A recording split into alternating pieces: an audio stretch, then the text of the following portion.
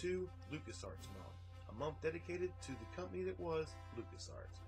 Today we're talking about The Force Unleashed. Now, there was a lot of hype for this game when it came out, and while it is a few years old, the question is, how does it hold up today? We're about to find out. Let's get things started with the gameplay.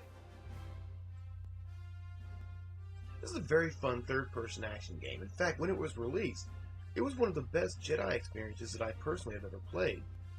Now, the game starts off, the level 1, I guess you would call it, sees you playing the Sith Lord Darth Vader, which gives you a good tutorial of the game, shows you how the buttons work, how things work, the different powers, and more importantly, it shows off the new engine they're using to render destructible environments. It's one of the big gimmicks of this game is the fact that everything can be destroyed in multiple different ways, depending on how you hit it or what you use to throw at it. Now, once level 2 begins, the game proper starts, and you are playing as Darth Vader's apprentice. Now, he is considerably weaker than Darth Vader, as you may expect. Now, you start off with 2 powers. You get a few more as you go through the game. The main power you're going to be using through the game is Force Grip. That's essentially the gimmick power of the game. With it, you hit the grip button, and when you grab something, this allows you to manipulate almost any object in the environment. It's actually very satisfying to just pick up an enemy and just make them spin around for a while until you chuck them in the air to their doom. On top of that, you also have Force Push and Force Lightning. This game has a surprisingly deep upgrade system, allowing you to purchase with your level up points, enhanced force powers, new combos, and even to enhance your buffs as you see fit. If you want to go with more of a force heavy build, do it that way. If you want to just focus on running in and beating things with your lightsaber, you can focus on that. It lets you build your character your way, and I really enjoy games that let you do that. There are also plenty of unlockables you can find over the course of the game. You can find new lightsaber crystals, new costumes, extra experience points, and even different temporary buffs throughout the level. Now, where this game really shines is the boss battles. Each boss battle is different in scale, and it really adds to the tension of battle when you realize you're fighting each of them a different way. It tests your ability, and it's really fun. So overall, I give the gameplay for The Force Unleashed an 8 out of 10. It is a fantastic experience in the Star Wars universe. Next up, we'll take a look at the graphics. And when this game came out, the graphics were fantastic, and honestly, they haven't deteriorated too much over the years.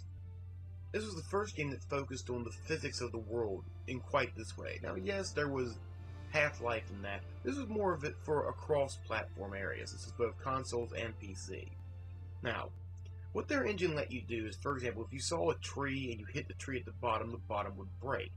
Now, if you hit the tree at the top would break. And every time you hit something, it would break in a different way. Where you hit glass mattered, where you hit an enemy mattered.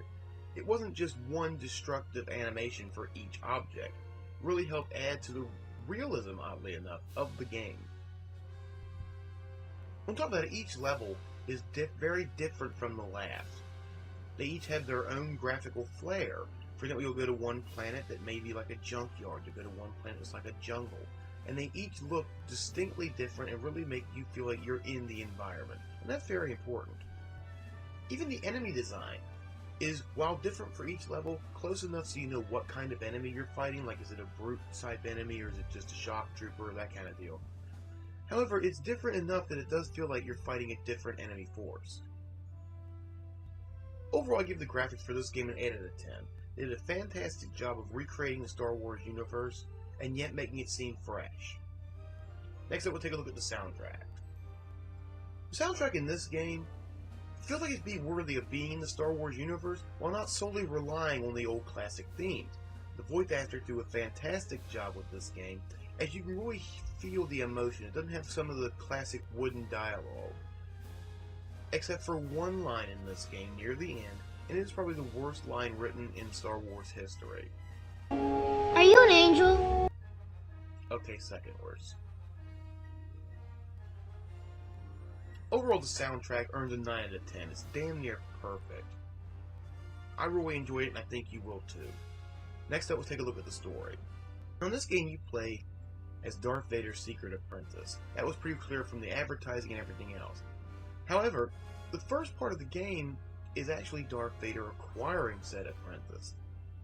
And even though it's a short little mission, The end of it really does show you something, and it gives you a hint of the fact that Vader, as soon as he saw this child, he had the idea of what he could do with this kid.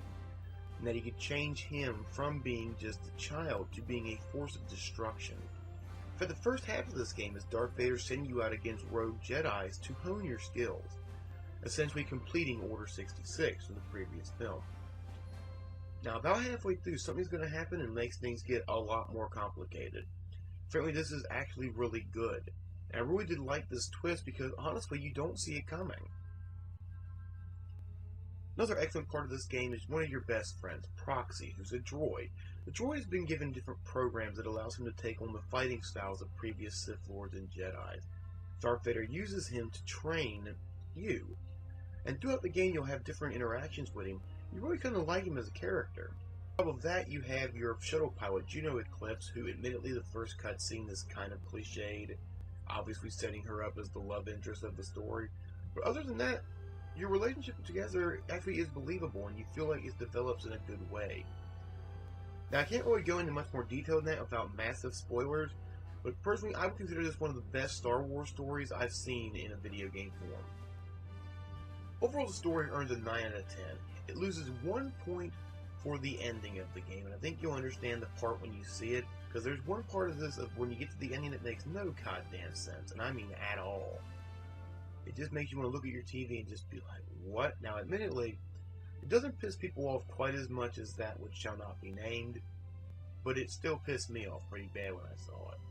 I don't think it'll hurt your impression of the game. I didn't say, well, I'm not going to play that anymore when I finish, but it is something that you need to know going in. There's a part of the ending that is going to piss you off. Just saying. Finally, let's take a look at customer care. This game had a lot of love for the source material. The DLC was very well thought out, and none of it was on disc. Very important thing to remember. On top of that, the game released with no glitches, no bugs, and a fantastic story that really takes you on a whirlwind tale across the galaxy. Overall, I give customer care a 10 out of 10. They did a fantastic job here. And honestly, they could have gone anywhere with this franchise.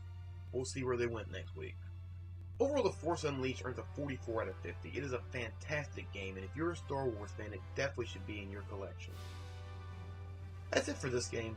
For any other games or anything else gamer related, please head over to HoldTheLine.com. Until next time, my name is Vega Goose, saying that's my opinion. What's yours? I'll see you next time.